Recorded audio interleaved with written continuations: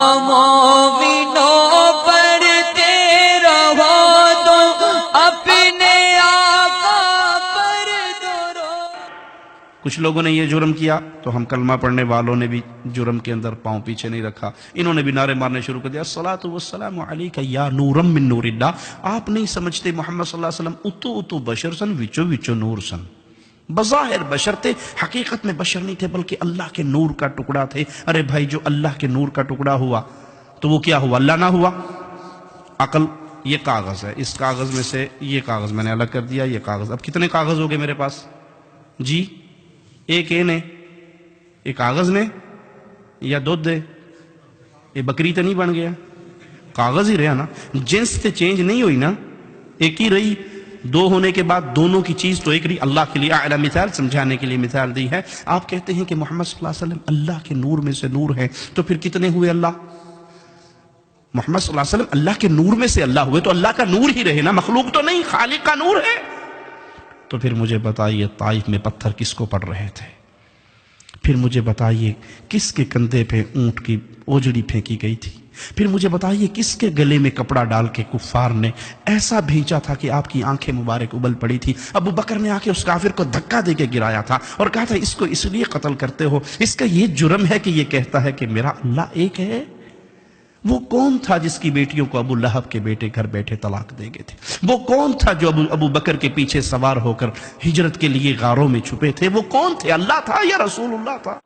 ہماری نیند ناقض وضو ہے، میں اور آپ سو جائیں تو وضو ٹوٹ جائے گا، اس لیے کہ غفلت طاری ہے، پتہ نہیں، اصل فی نفس ہی نیند ناقض وضو نہیں ہے، لیکن نیند میں چونکہ ہمیں ہوش نہیں رہتی تو ہو سکتا ہے وضو ٹوٹ گیا ہو، اس لیے وضو کے ٹوٹنے کا حکم لگ جاتا ہے۔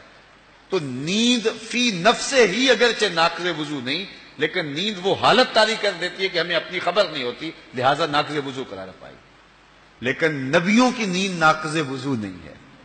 حضور سوتے ہیں تو آنکھیں سوتی ہیں حضور کی، حضور کا دل نہیں سوتا، اس لیے فرمایا تنام عینایا ولا ینام قلبی، میری آنکھیں سوتی ہیں، میرا دل جاگ رہا ہوتا ہے۔ اور لمحہ لمحہ دیدار الہی میں حضور کے قلب اطہر میں کیفیات کا نزول ہو رہا ہوتا ہے۔ تو حضور کا قلب اطہر جو ہے وہ نکالا گیا اور پھر اس کے بعد حضور کے سینے میں رکھ دیا گیا، اور اس کے بعد جو ہے وہ سینہ اطہر جو شک کیا گیا تھا اس کو جوڑ دیا گیا، اور حضور یہ سب کچھ اپنی آنکھوں سے دیکھ رہے ہیں، اور اتنا کچھ ہوا خون کا ایک قطرہ بھی نہیں بہا ہے۔ یہ حضور کی نورانیت کا غلبہ تھا۔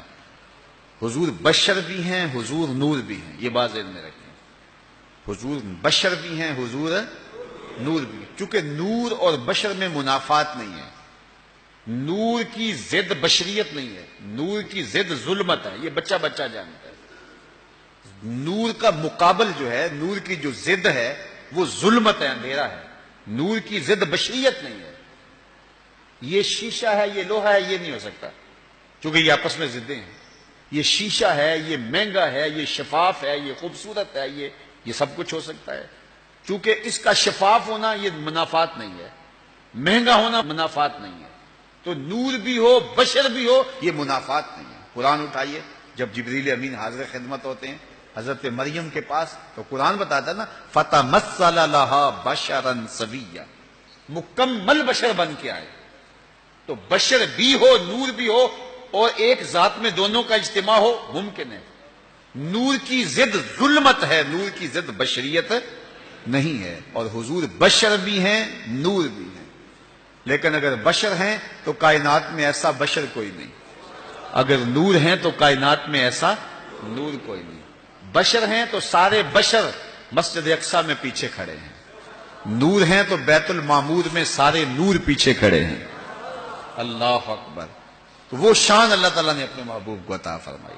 تو کبھی بشریت کا غلبہ ہوتا ہے وجود پہ، طائف کے بازاروں میں پتھر آتے ہیں بدن پہ تو خون بہتا ہے، نالین خون سے بھر جاتے ہیں، یہ غلبہ بشریت تھا۔ اور کبھی غلبہ نورانیت ہوتا ہے، نورانیت کا غلبہ ہوتا ہے، اللہ اکبر، تو سارا سینہ چیر لیا جاتا ہے، قلب اطہر نکال لیا جاتا ہے، لیکن خون کا ایک قطرہ بھی نہیں بہتا ہے۔ بشریت کا غلبہ ہے، بھوک لگتی ہے، پیٹ پہ پتھر باندھنے پڑتے ہیں۔ نورانیت کا غلبہ ہے، حضور گزرے، دیکھا تو ایک صحابی پہ لوگوں نے چھاؤں کی ہوئی ہے، اور گرمیوں کا موسم ہے تو حضور روک کے پوچھا کیا ماجرا ہے؟ عرض کی حضور اس نے وصال کا روزہ رکھا ہوا تھا اور اس کی حالت غیر ہو گئی ہے. تو فرمایا کہ کیوں رکھا ہے وصال کا روزہ؟ عرض کی حضور آپ بھی تو رکھتے ہیں. فرمایا ایوکم مثلی، تم میں سے میرے جیسا کون ہے؟ میں تو اپنے رب کے ہاں کھاتا بھی ہوں، اپنے رب کے ہاں پیتا بھی ہوں. تو کبھی کیفیت یہ کہ پیٹ پہ پتھر باندھنے پڑتے ہیں، اور کبھی یہ کہ وصال کا روزہ حضور رکھتے ہیں اور آقا کریم علیہ الصلوۃ والسلام کو دیکھ کے کسی اور نے رکھا، کہا تم میرے جیسے تو نہیں ہو نا، ایوکم مثلی، تم میں سے میری مثل کون ہے؟ تو اللہ تعالیٰ نے اپنے